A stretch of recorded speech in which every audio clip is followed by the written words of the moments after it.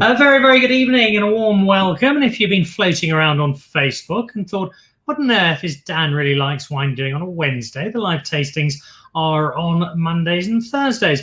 Well, this is a special edition and a very proudly special edition of that. You'll remember not that long ago, we had Tinashe Nyamudoka on, along with a number of his fellow judges, from the Standard Bank Top 10 Challenge for Chenin Blanc, as we celebrated some fabulous examples of what has got a very strong claim to being South Africa's leading grape at the moment, not just in terms of volume, but far more importantly, in terms of quality, because Chenin Blanc is playing a leading role in the South African wine story right around the world. And you only have to drink some of our better Chenin or Chenin-led blends to understand two things. One, we're making them as well, if not better, than anyone else in the world. And two, they are to be shouted from the rooftops about, because they are so important to our South African wine story. And so today, and again on Friday, and then again next week, I remember when next week as well, we'll be joining the Chenin Blanc Association, the inimitable Ina Smith and her team, and joining a number of suppliers of winemakers and tasting some fabulous, fabulous Chenin Blanc. It's a tough job I have to do, but I shall grit my teeth and continue with it. And I shall kick off our mini celebration of our top 10 winners with three great wine estates, three great winemakers who join me this evening from their assorted wine farms, glasses of wine firmly in hand. And this is very important, so you have to listen carefully.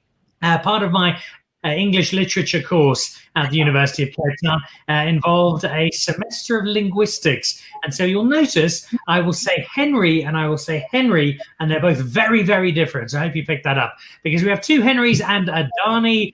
We have Henri Kotze from Mulderbosch. We have Danie Steytler from Kaapzicht and Henri Sweigers from Badsberg, who together make up three of our top 10. And they've got three terrific wines with them. The guys, welcome to all of you. It's an absolute pleasure to have you with us, and just as delightful to have some of your wine with me to be able to celebrate with you. So congratulations. Let's kick off with Badsberg, Henri, and go alphabetically with our estates. Congratulations first up, Henri. What does it mean to get this kind of accolade, to get this sort of recognition? It's wonderful to get on the top 10 for Chenin Blanc. And in this area, especially, we are working very hard to advertise Chenin Blanc, because it's not that Sauvignon Blanc, there's anything wrong with Sauvignon Blanc, but there's so many nice Chenins in this area and in South Africa that for us it's very nice with this marketing project that we have to win this accolade. And it's one that doesn't come easily, because it's a fair amount of competition. Danie, you'll know this particularly well because it's not blood, but it's wine and meat that runs through the veins of the Steytler family. But the wine in particular, and with Chenin Blanc being in such a great place in South Africa, with people making such terrific Chenin Blanc, and in particular taking advantage of the old vines, getting into the top 10, I think now has never been a greater achievement, Danie. Yeah, I must say I'm quite chuffed to be part of the top 10 this year. It's like you say, it's the competition is difficult, and you know, if you taste the Chenins out there, there's so many really good ones. I see it just being lucky, and so yeah, chuffed to be there. I don't think there's any luck to it at all, as we'll find out when we taste the wine in just a moment. Other Henri out at Mulderbosch, the competition, as Danie says, is particularly fierce. When you enter a competition like this, you're obviously doing so because you believe in your wine and you back it. Was it a surprise to get into the top 10, or are you fairly confident? Yeah, that's a difficult one, because you know, Chenin Blanc has got a great reputation in South Africa, made in so many different styles and vastly different characters that make them. Mulderbosch has always been known for really, really good Chenin Blanc, but it's never a definite that you're going to be able to say that you in the top 10 of the Chenin Blanc competition. And I think it's only the second time that Mulderbosch has been in the top 10. And we've been making Chenin Blanc for for quite a number of years. But yeah, as the other guy said, really truly honored to just be counted worthy to be by our colleagues and peers that judged the competition to be in the top 10. So yeah, really honored. Well, it's an honor for us to have you all on here and celebrating. We're going to be meeting all of our top 10 winners. There are 8 in total because 2 estates managed to get 2 into the top 10 apiece. But we kick off with our 3, and I don't think I can hold off on wine any longer. So let me go back down to Badsberg and other Henri. I think you'll both be other Henri for the duration of the evening.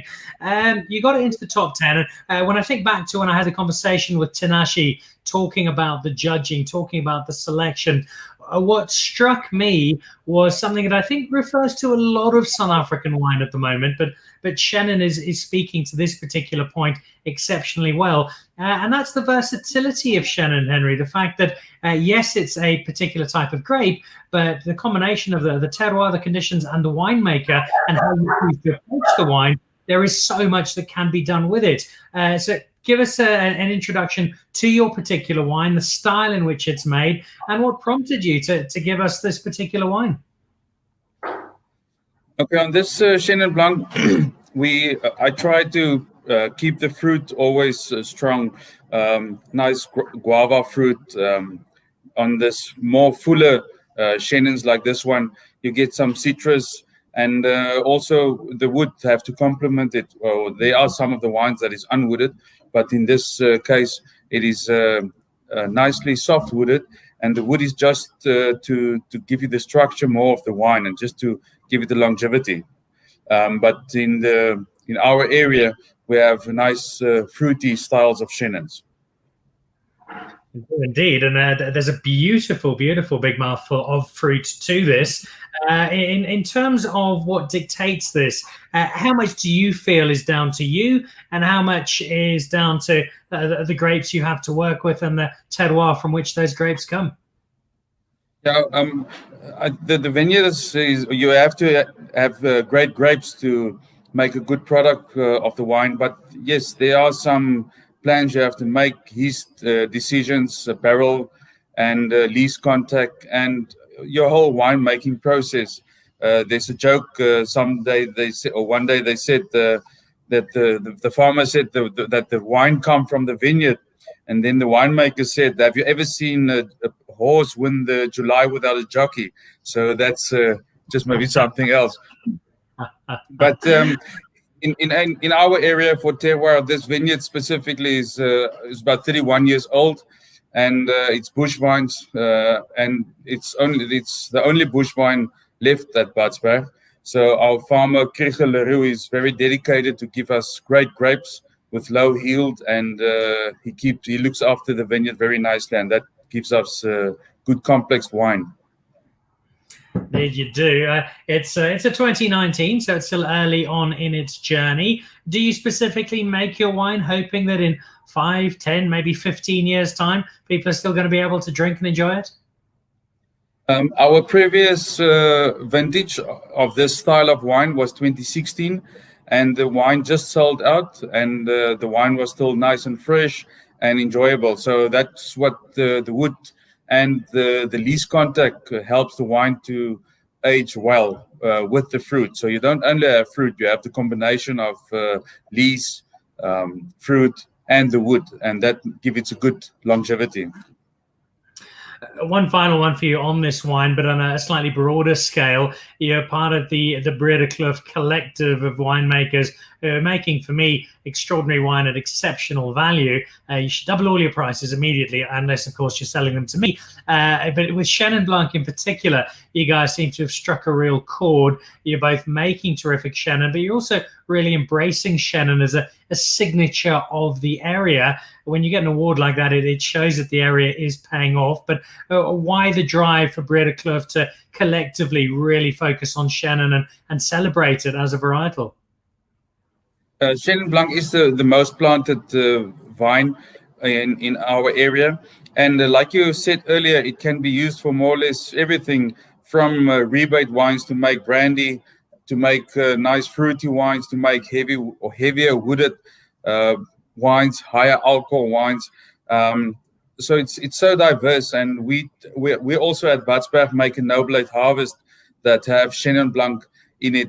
So it gives you it's like I said, it's planted quite a lot, and we decided to give the Chenin Blanc cultivar not the benefit, but we wanted to embrace it in our area because it's very important for us.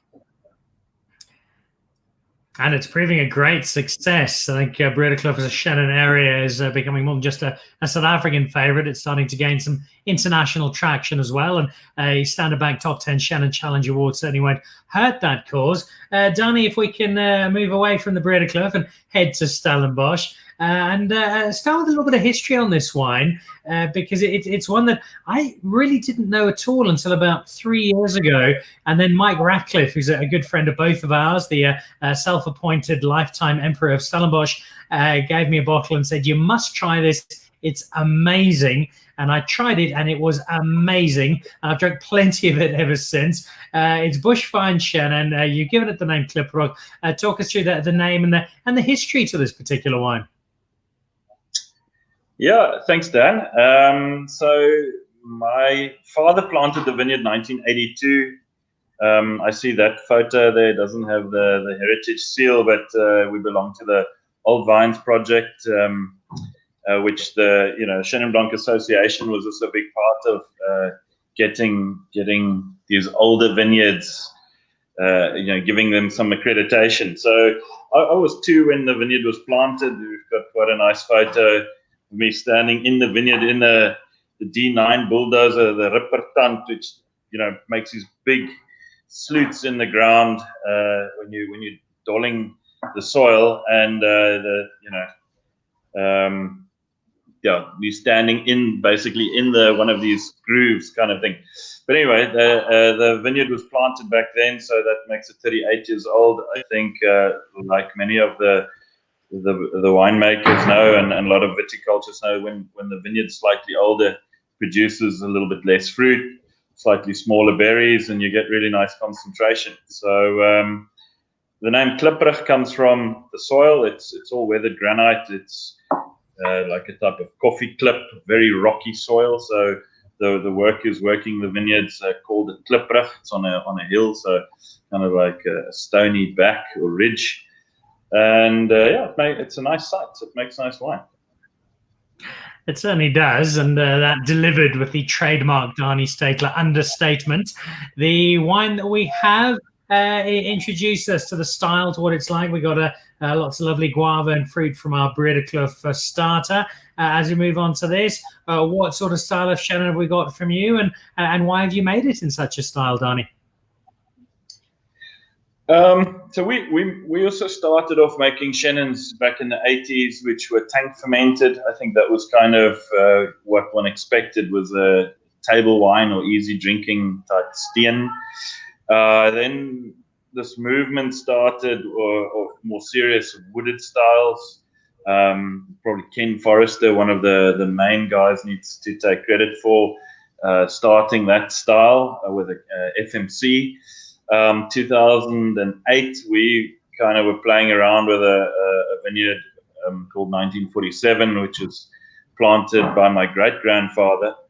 But that's a very small vineyard, so we couldn't really scale the fruit on that or scale the wine. So we only make we're starting with 900 bottles, but now doing 1,800, so a very small volume.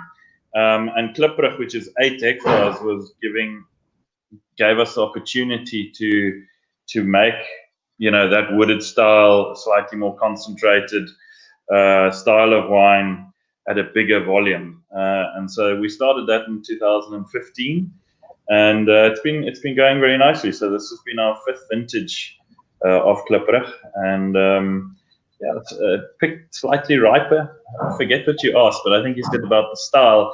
So we pick it slightly riper. It's got 13.5 alcohol. It ferments in barrel. The Bottleray Hills give us that nice yellow fruit, pineapple, that type of character. So, yeah.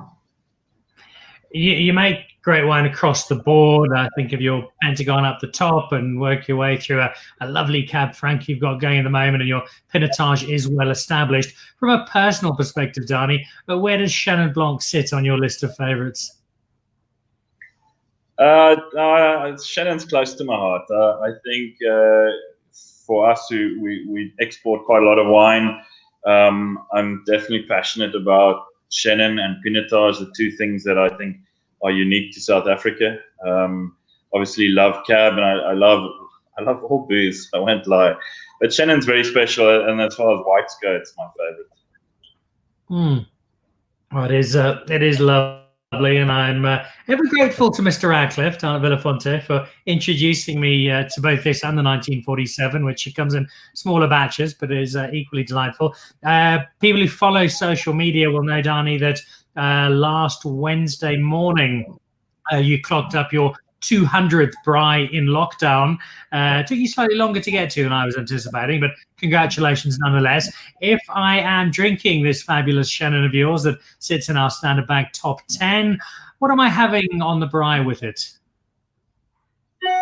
Yeah, traditionally I would have thought more fish or that type of thing, but I actually nowadays pair it with Mulderbosch. There's a really nice character in the wine that is accentuated by coriander, and if you have like a type of apricot acha or something to dip your Mulderbosch in, then that works pretty well actually.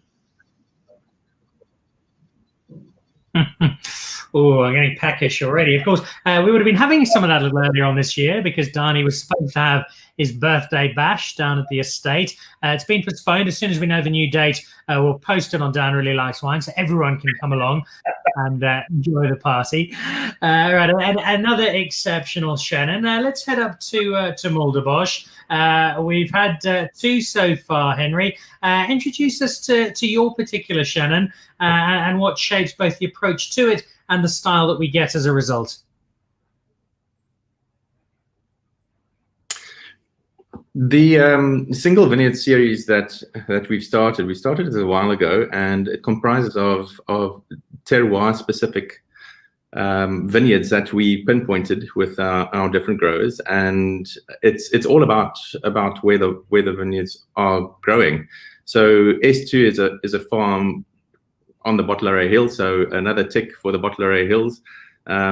Great Chenin area. It's a farm that the block consists of mostly sandstone, a little bit of shale, and some quartzitic rock.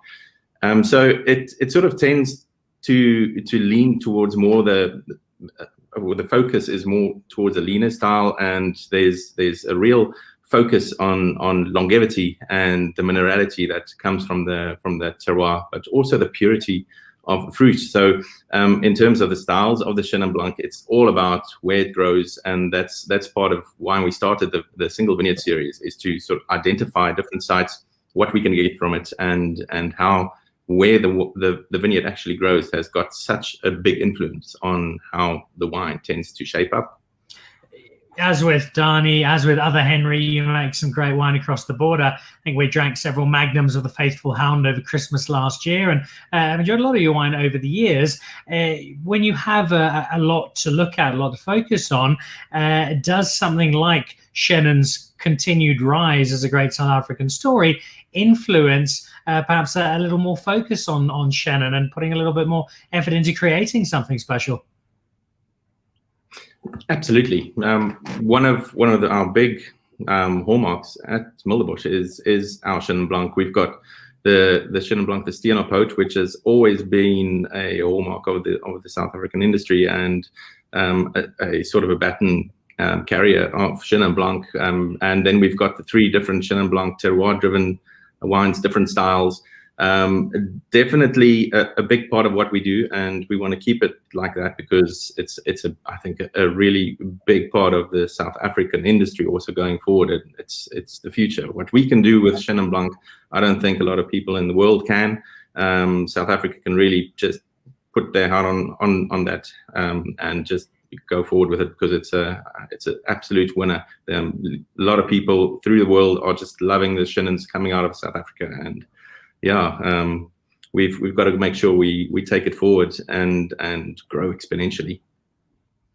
We've all either spoken of or alluded to the versatility of Chenin Blanc, particularly in the hands of South African winemaking expertise. But does that add a level of challenge where suddenly there is so much you can do with Chenin, deciding exactly how to approach it? Or if you're making more than one style of Chenin, then remembering which style is which and making sure that you do get it right? Yeah, it is a bit of a tricky one. I think it's a little bit a case of horses for courses. You have to pick first up where your grapes are coming from before you start looking at a different style. And I think mostly the winemaker will know what to do with the grapes as it comes in, because that's what determines the style, where it's grown, and what the different weather conditions are. And that's going to be the predominance of how you try to make it. I always try and be sort of the smaller part of the whole winemaking bag of tools. You've got to be just be able to let yourself go and let the grapes do most of the talking. So stylistically, it comes from the grapes itself. There's clearly a lot of passion for Chenin Blanc coming from you there, Henri. How much of a role did Chenin play in getting you interested in wine, getting you interested in winemaking? Definitely quite a lot. I must confess, this is my. I haven't been at Mulderbosch for a long while, so the amazing Adam Mason is responsible for this Chenin Blanc. But Chenin Blanc personally has been a big part of my wine story as well, and it's definitely helped me to sort of gauge where I am as a winemaker, because it does that. It shows you where you are, and also how you understand wine in general, because it's such an expressive grape, depending on where it's grown, and you can really make it in so many different styles in various ways. You are really led by your love for the grape in terms of making it, and you get taught a lot about your own style just by being confronted with a Chenin Blanc that sort of challenge you, because it can do as well. Exactly like you said, Dan. It's such a you can go in so many different directions. It's where is your heart really tuned into, and yeah, it's a great privilege to be working with Chenin Blanc from Mulderbosch, because like I said, it's a big part of what we do, and I do have a passion for it, and I can't wait just to take it forward and to see where this journey goes to. There are very different styles across our 10 champion Chenins in the Top 10 Challenge. But if there is a constant, it is that every single one of them sees the winemaker get the very best out of the grapes in question. And that, of course, will then influence the style and the wine we find ourselves with. You mentioned Adam Mason. We're going to be chatting to him a little later on in our Chenin Blanc conversations. He's now down at De Morganson, skipping through the vineyards as they play their pianos to make the grapes grow bigger. So we'll look forward to getting to him. But if I can ask you about the other winemakers, Henri, starting off with Danie, you're not too far away from him. Something I love about the winemakers in South Africa, you're such a close-knit group. You support each other, you back each other. You don't mind having a few glasses of wine together. Danie Steytler, the winemaker, the Henri Kotze portrait thereof. Yeah, I'll tell you that Henri's being very, Biscaya. He makes his own wine called Pilgrim, and it's I had the Chenin about a week ago, and it's really fantastic. So he's been, I don't know how many years he was at then Somerset West, Morgenster. He was the winemaker there, and he was knocking it out the park with his red blends and so on. It's lucky to have him slightly closer now here. He's just on the other side of the hill. And yeah, we are all good mates here in Stellenbosch.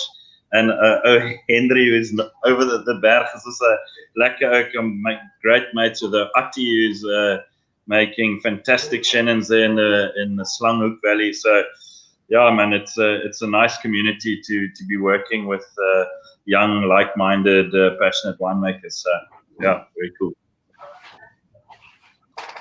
We've got three terrific examples with us this evening. Badsberg, Henri, your thoughts on your two fellow winemakers this evening?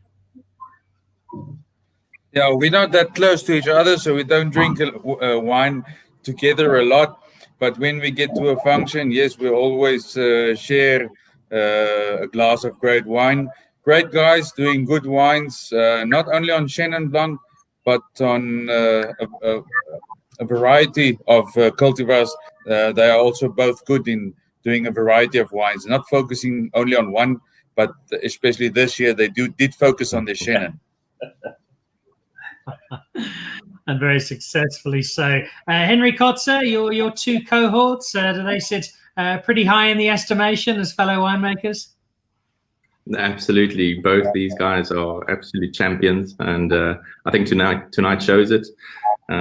We've been making wine together for how many years now, and not without giving away our age, we've garnered a few harvests, and harvests tend to teach you one thing, is that you can't do it alone, and you need colleagues and like-minded winemakers around you. And with guys like these, you cannot make a bad wine. You've got so many guys you can just pick up a phone and just call and ask advice, and vice versa. And it's such a privilege to clink a glass with these blokes tonight. So yeah, absolutely. Cheers, guys. Well done.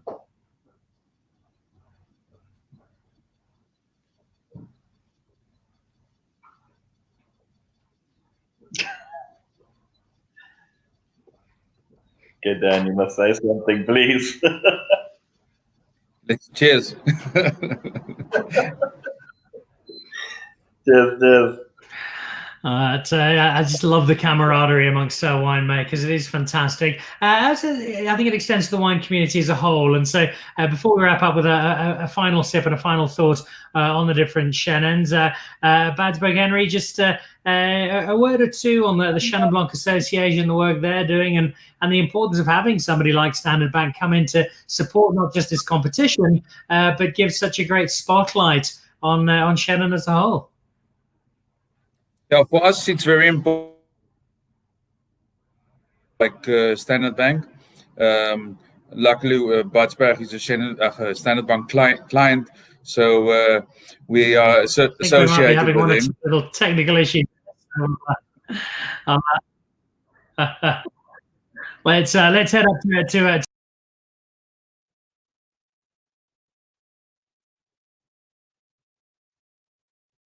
Het het lekker gewerkt vir ons. Okay.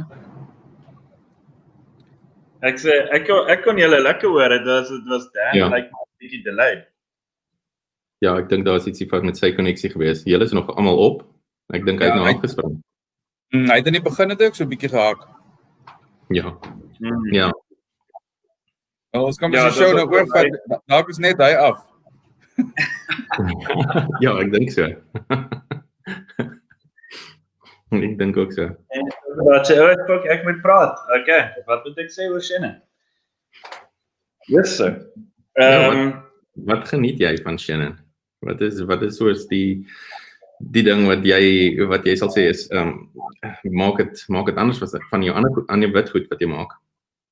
So yeah, this is, well, the Chenin, I see Mias is saying, we talk about the association. So many years ago, I'm not 100% sure when, but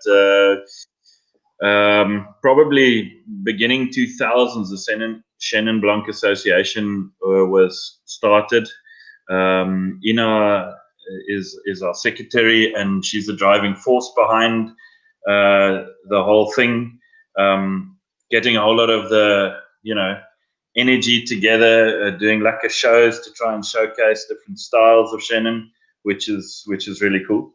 One of the beauties why I love Chenin so much is that you can have easy drinking, fruity Chenins that have nice acidity, but you at the same time can make beautiful sweet wines, rich wooded styles. You can make bubbles.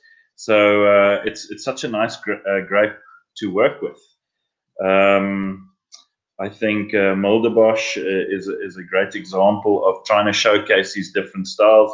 Badsberg as well. I know Henri won terroir champion for unwooded Chenin, which is a beautiful style. But here he is in the top 10 again with a wooded style. So just showing how well Chenin's different styles can be made. Yes, I hope Dan's coming back to take over. There we go, guys. My apologies. We've had one or two internet hiccups in Johannesburg today, but thank you very much to Danie Steytler from Danie Really Likes Wine, a new show that launches on the internet early next week. I think there's some conversation going there on the association, but if I can just recap with all of you very quickly and kick off with you there, Mulderbosch, Henri, just the importance of the Chenin Blanc Association, the work Ian and a team do, and why it's so valuable to have a partner like Standard Bank who get involved and support in this way. Yeah, it's extremely valuable. Both the Chenin Blanc Association and working with Ina and just the absolute force that she is behind the association. It's really something special. And like I was saying about like-minded winemakers, we've got these hugely powerful marketing people behind the brand Chenin Blanc, and that's exactly what we want to do it. And without the backing of our headline sponsor Standard Bank, that just is not possible, because we need to be able to build the brand, and the only way to do that is with somebody as big as Standard Bank to come alongside and just take it forward. So absolutely honored to be able to work with the association and to be picked, chosen as one of the top 10, and also as an ambassador for it going forward is really something special. Badsberg, Henri, it's a natural progression, isn't it? We support Chenin Blanc. Chenin Blanc does more. People hear more about South African wine. Ultimately, everybody wins here.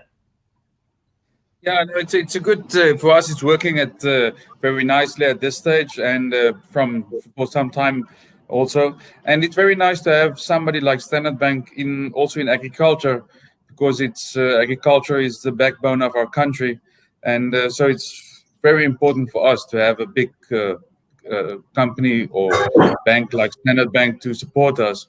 And with the Chenin Blanc Association, there's great work being done, and I think the future still holds in a lot of different options, marketing, different styles of Chenin that is still to be marketed and sold off. And the focus is quite well on Chenin Blanc the last 2 years. I think Chenin Blanc is growing like hell. And almost also in lockdown, it's also had some great opportunities to grow in the local market.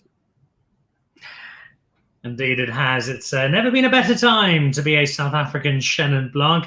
Danie, just wrapping up from your perspective, particularly at the moment, there is so much wine around the world. We have got to, as South Africa, collectively find ways to differentiate ourselves, to make sure that different markets around the world take notice about South African wine and drink more of it as a result. And Chenin Blanc's just got such a key role to play in that process. Yeah, definitely. And something like this competition, lots of competitions, you have a single winner. But in a top 10 like this, the focus isn't the single estate or the one winemaker. It's Chenin as a whole. You've got 10 winners.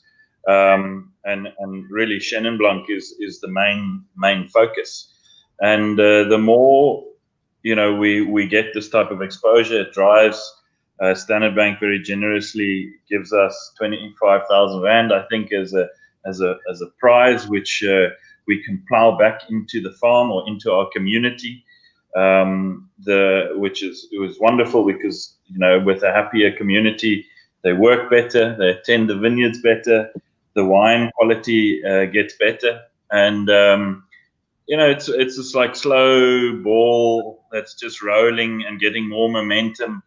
I think it's got massive potential. I think the quality of Chenen's wine in general has improved massively in the last few years, and I think we're very excited as a South African industry to take this thing further and hopefully really stamp our authority on this varietal.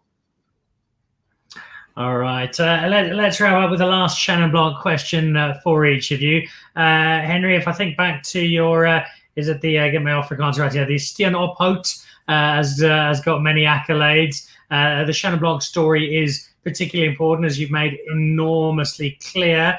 Tell us where you see Chenin Blanc going from your perspective in South Africa, and then also tell us a little bit about where your 25,000 Rand has gone to your community.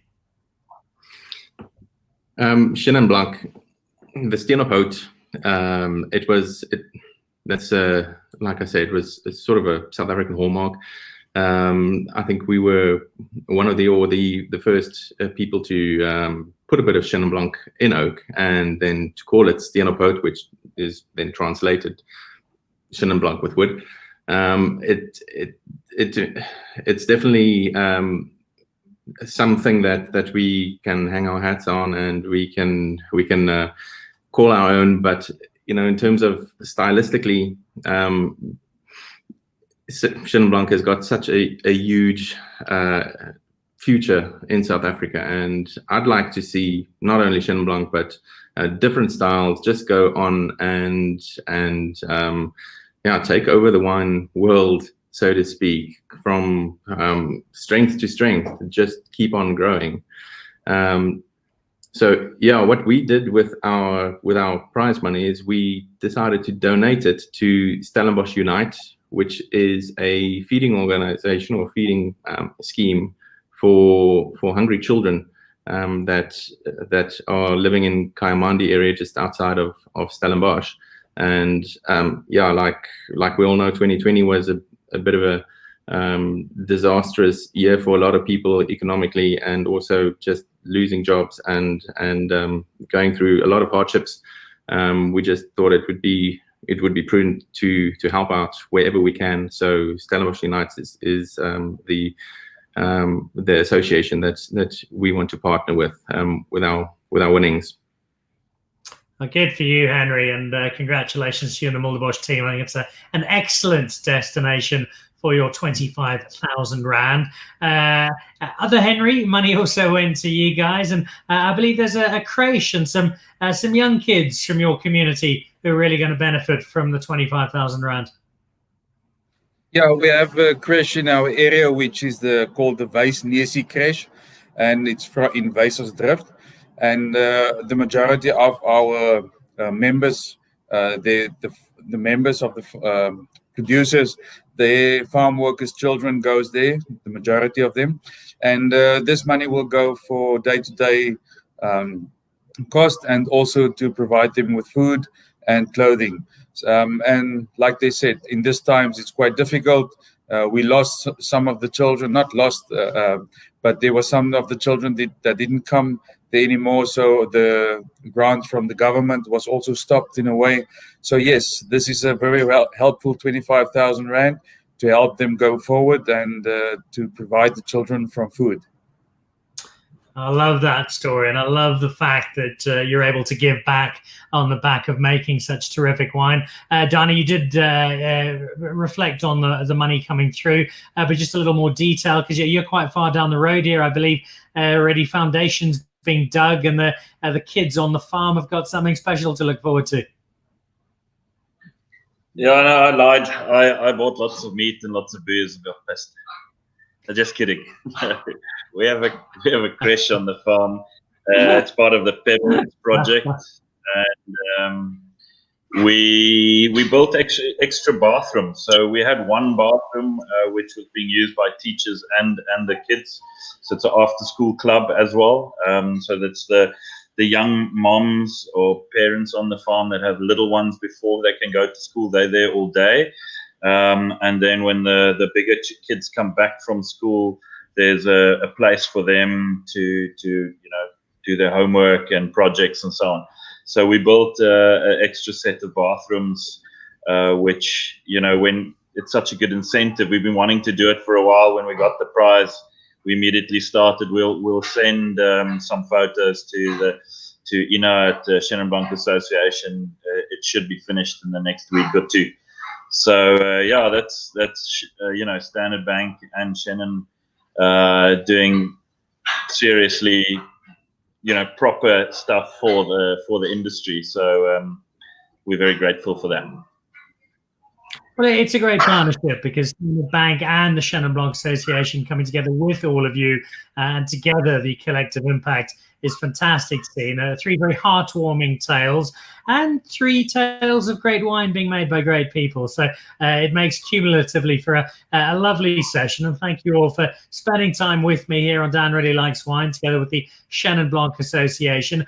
I'm going to ask one final question before I bid you farewell. I'm going to send this the way of the Brede Kloof. And Henri, I think you summed up quite beautifully Chenin Blanc a few years ago by making reference to a guy called Peter Dirk Ace and his alter ego. Yeah, that was our Chenin group, or the Brede Kloof makers. It was the first Chenin that I made in this style.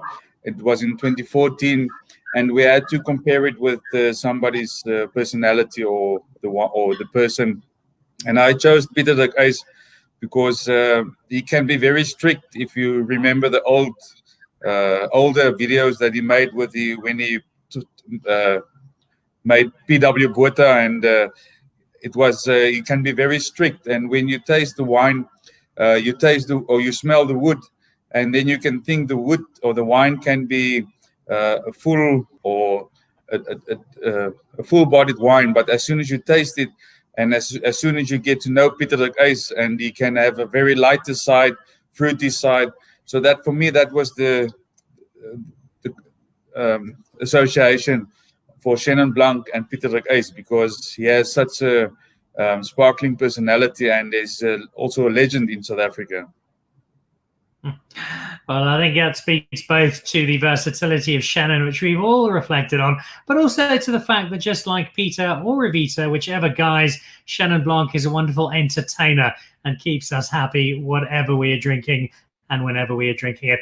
Guys, thank you all so much. It's been lovely having you with me. Congratulations on making some brilliant, brilliant wine, and congratulations on your reward.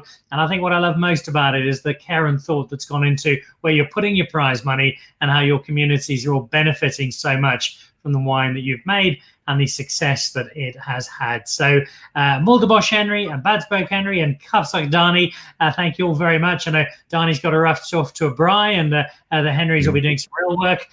So guys, thank you so much for being part of this evening, and congratulations for being part of the Standard Bank 2020 Chenin Blanc Top 10 Challenge winners. Richly deserved for some fabulous wine. Thank you very much indeed. Thanks, Dan. Thanks, Dan. So there we go. Three terrific South African winemakers joining us in partnership with the Chenin Blanc Association of South Africa. Thank you again to Ina for the wonderful work she does, and her uncle, Ken Forrester, who does a terrific job as well in spreading the Chenin Blanc gospel.